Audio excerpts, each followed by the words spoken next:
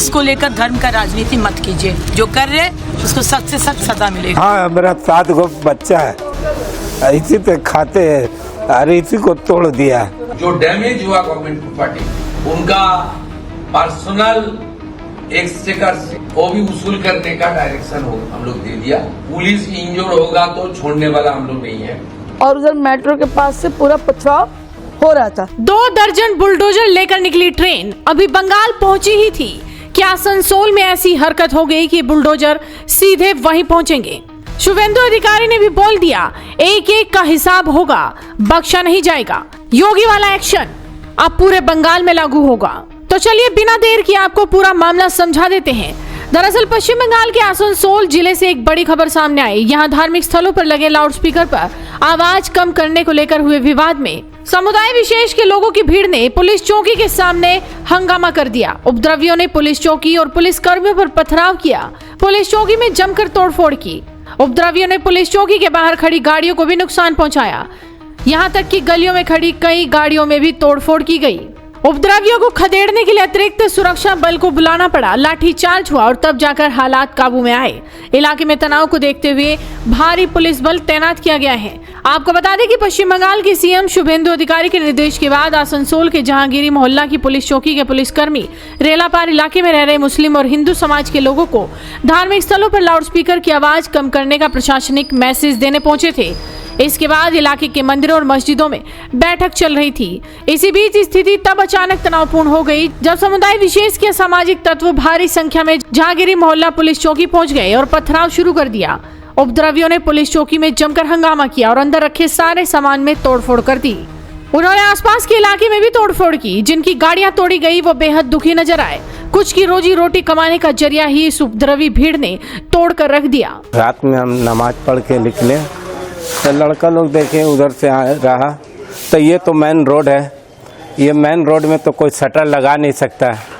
अब कहाँ कहाँ का आदमी आया, सब उधर गया। फाड़ी हम लोग का बगल में है। रात में हम लोग उधर कोई नहीं गए हैं। पूरे मोहल्ला का आदमी को बोल दिया गया है कि कोई उधर नहीं जाएगा।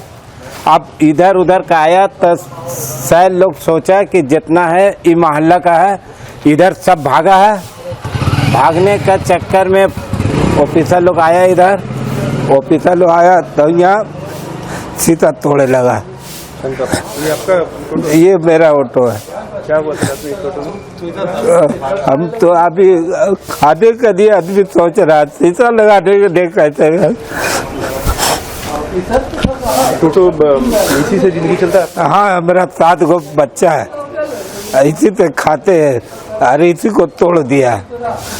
तो ये जो किया है ऊपर वाला जरूर उसको इंसाफ करेगा।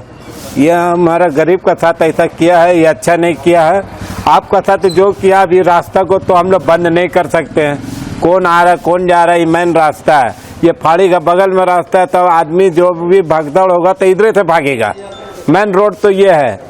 अब भागा है तो यहाँ पर पुलिस लोग पूरा तोड़ फोड़ करे लगा। यहाँ तक मस्जिद में भी मारा है। रात में मैं नमाज पढ़ने जा रही थी, जब भी हमारे तरफ आवाज मिला हमारे घर पे मुझे कुछ दौड़ने का कुछ, तो मैं अचानक निकली बाहर तो देखा यहाँ पे कुछ लड़के का भीड़ था। हम लोगों से पूछा क्या हुआ बाबू, तुम लोग यहाँ पे बैठे हो, जहाँ भी हमारी फोर्स है यहीं पे कुछ लड़के हमारे मोहल्ले के खड़े थे। हम लोग क्या हुआ यहाँ पे, बोला पता नहीं फाड़ी में कोई पथराव तो रहा। तो मैं इन लोगों को डांटते हुए बोली तुम लोग सब अंदर घर चले जाओ वरना क्या कोई फंसेगे तुम लोग। मैं जब फाड़ी के पास गई तो हमारे फाड़ी में पुलिस कैंप के 2-4 ऑफिसर थे, 2-4 स्टाफ थे, ज़्यादा लोग नहीं थे। और उधर मेट्रो के पास से पूरा पथराव हो रहा था। तो मैंने पुलिस वालों को पीछे कर दिया, रुके, नहीं दीदी मत जाइए मत जाइए। नहीं रुके, हमने क्या कर रहे हैं तुम लोग, बदतमीज लोग क्या कर रहा है, क्यों पत्थर चला रहा। तो वो लोग उधर से ईंट तोड़ तोड़ के चला। देखो हाथ जोड़ते ऐसा मत करो, क्यों कर रहे तुम लोग, मैं हाथ जोड़ रही हूँ, मगर वो लोग सुनने को राजी नहीं।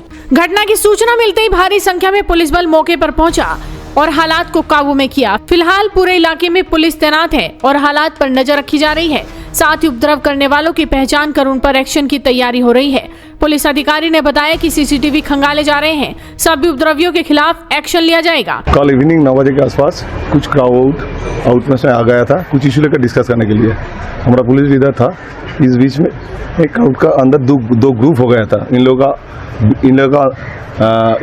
झमेला स्टार्ट हो गया 2 ग्रुप का अंदर। तो पुलिस इन्वॉल्व हो गया, झमेला रुकने की कोशिश किया। लेकिन इस टाइम कुछ क्राउड आउटपोस्ट का तरफ कुछ पत्थर फेंका, इसमें हमारा कुछ माइनर डैमेज हुआ है। तो हम अभी CCTV देखकर कौन था इन्वॉल्व ये हम आइडेंटिफाई कर रहा है और इन लोग का अगेंस्ट में एक्शन होगा। जगह जगह सर कार्रवाई की जा रही, पुलिस पिकेट बैठी गई। हाँ, अभी सिचुएशन कंट्रोल में है। कुछ जगह में हम लोगों ने पुलिस पिकेट इंट्रोड्यूस किया है, लेकिन सुबह से नॉर्मल सी चल रहा है और जो नॉर्मल एक्टिविटी है लोकल लोगों का वो चल रहा है। सटीक कारण क्या बताया जा रहा है सर? हम देख रहे हैं कि कौन सा इशू हुआ था, ये हम इंक्वायरी कर रहे हैं। क्योंकि सीएम शुभेंदु ने साफ कर दिया है कि उपद्रव करने वालों के ऐसा सबक सिखाएंगे कि दोबारा पत्थरबाजी करने की सोचेंगे भी नहीं। एक इंसिडेंट आसनसोल में कल हुआ था, अब तक 15 अरेस्ट हुआ है। जो लोग फाड़ी को तोड़फोड़ किया है, हमारी कानून है प्रदेश में, एक कानून लागू होगा। तोड़फोड़ करने वाला का खिलाफ तो पुलिस कस्टडी, रिमांड, इंटरोगेशन वो तो होगा ही होगा।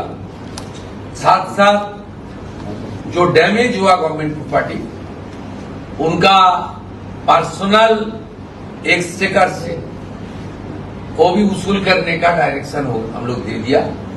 कोई सरकारी प्रॉपर्टी पर हाथ मत उठाओ, पुलिस इंजोर होगा तो छोड़ने वाला हम लोग नहीं है। और योगी मॉडल तो लागू हो ही गया है, बुलडोजर भी तैयार खड़ा है। अब पहले पहचान होगी और फिर बुलडोजर से जमीन दोज किया जाएगा। वीडियो को शेयर कीजिए और जुड़े रहिए हेडलाइंस इंडिया के साथ।